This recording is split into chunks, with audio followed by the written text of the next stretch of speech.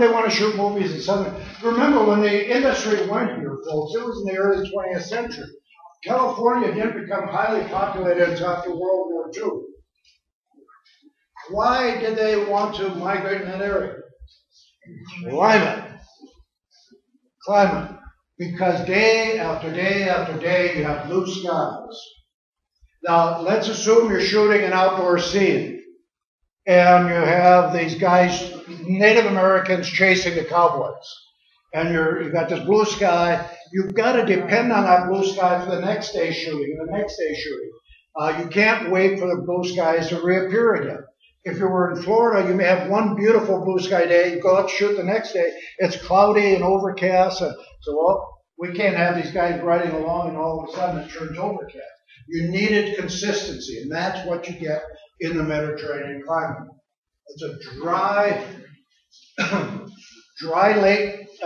summer, and again, this most important commodity coming out of the Mediterranean basin is the wines. This is where you get your wine culture. Grapes mature well where you have warm, dry conditions. And remember, the flavor of the wine is determined in part not only by the grape, but by the soil and the water. And if the water isn't there at the right time, your wines become mogendated. If the water's there at the right time, it becomes a classic wine. Can you get a white wine from a red grape?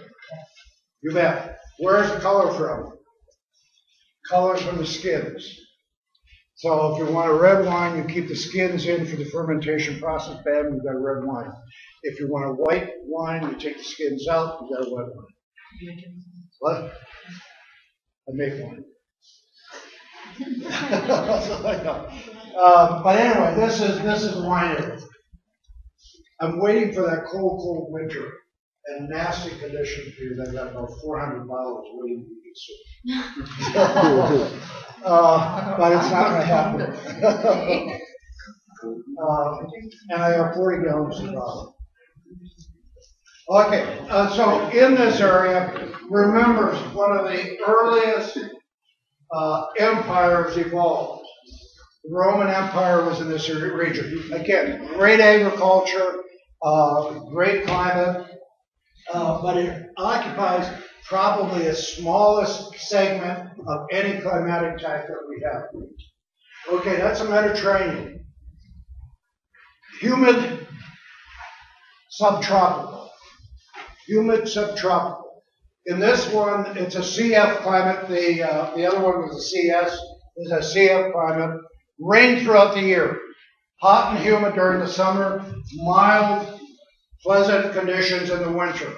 We're looking at Georgia, Tennessee, Arkansas, the southeastern part of the U.S. And we're also looking at southern China. So it's a humid subtropical, great agricultural if the soils are treated well. What?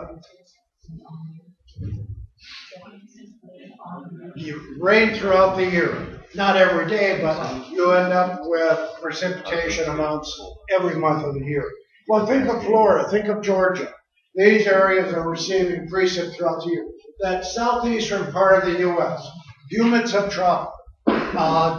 Vegetation, natural vegetation on the eastern end of this would be deciduous forests. Conifers in the less desirable areas, such as swamps and sandy soils, but deciduous forests in the better regions of the area. Prior to human habitation, literally there was a sea of green from the Atlantic Ocean to the Mississippi River. We've taken care of that.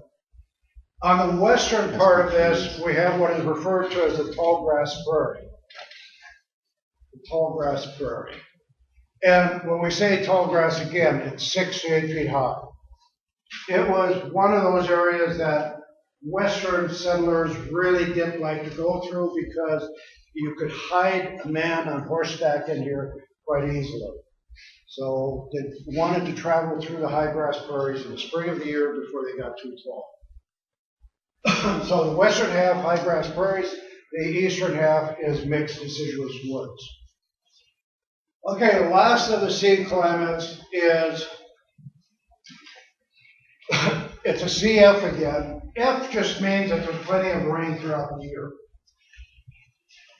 But then it's not a subtropical. It's found along the western coast.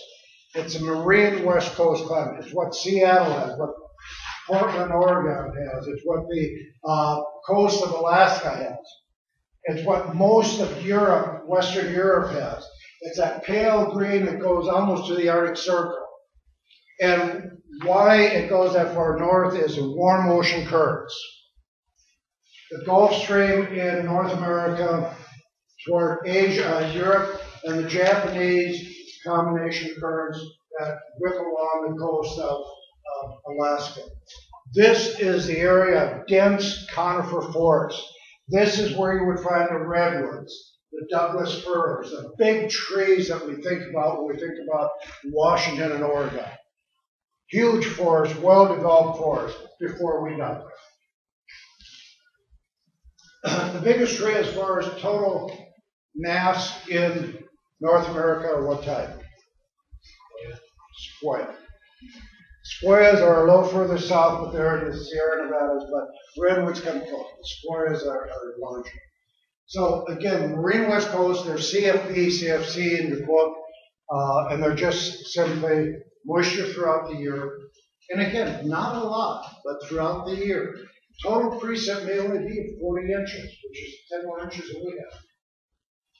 One of the neatest experiences I had, and it kind of indicates the rain pattern in the Marine West Coast climate, going up along the coast of Canada and Alaska, several years ago, we were at a small community, I think it was Ketchikan or one of those, and wandering around, there was softball teams were playing. And the players all had on yellow raincoats. And I looked at them, and they looked and they said, yeah, we wouldn't be able to play if we didn't play in the rain, because it rains almost every day. So that's the type of environment we have along the Marine West Coast. Now, as you get inland, as in the case of Northern Europe, up in this area, that precipitation pattern diminishes. But here in North America, South America, Australia, it's along the coast. Why doesn't it continue into the interior? Why can't we expect Marine West Coast several hundred miles into the interior? It's along a narrow strip. Just what? No. Okay, but look, Europe, that goes in several hundred miles. What? You bet. In the U.S., you have a mountain barrier. In South America, the mountain barriers. So it keeps that climate stuck in a very narrow zone, maybe 50 miles from the ocean. Whereas in Europe, that zone goes in several hundred miles into east-western Poland.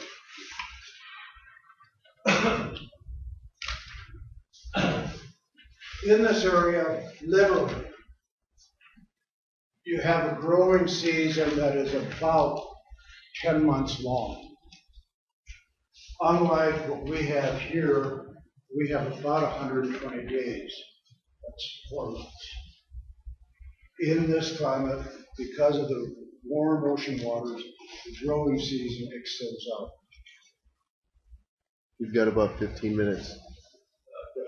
Okay. Give me another 5.